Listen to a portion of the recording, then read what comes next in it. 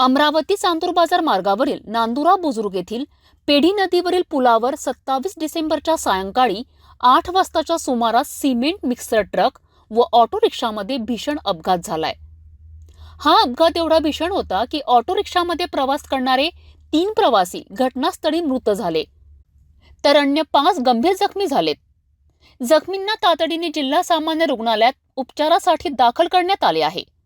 Auto क्रमांक MH27P3410 Chinchodi काळे येथून अमरावती येथील पोटे कॉलेज जवळ असलेल्या लेंढे मंगल कार्यालय येथे नातेवाईकांच्या लग्नाला येत होते।